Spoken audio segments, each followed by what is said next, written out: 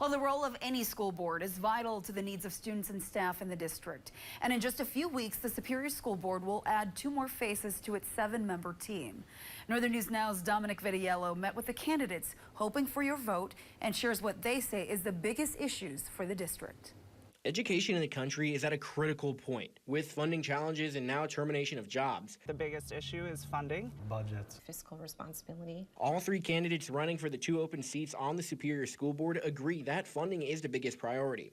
In the last 3 years, the Superior School District closed schools, redrew boundaries, and turned to an operating referendum to try and sustain the district's budget. However, Catherine Gamon's approach to funding looks to sustainable grants. Bring in grant money that can support educational programs, but that is sustainable. So we don't have to keep getting grant money and can hopefully grow enrollment or support our teachers in a way that really makes our schools high quality. Incumbent Ed Gallagher says just as critical as funding is student enrollment. He says currently 4,000 students are enrolled in the district, but that number is expected to drop in the coming years. We have to get out there and really start having conversations with our legislatures and really trying to showcase why funding is important.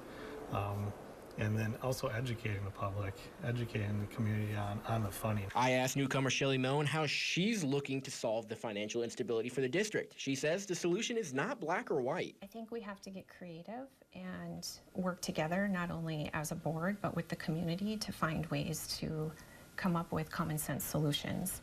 Moen believes her 20 years of managing staff and budgets with living in rural Douglas County gives her an edge with a fresh perspective. Reporting in Superior, Dominic Vitiello, Northern News Now.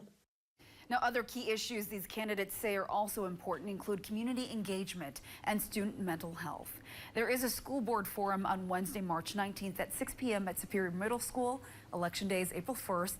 The top 2 candidates will fill the 2 seats needed. We will, of course, bring you results on air and online.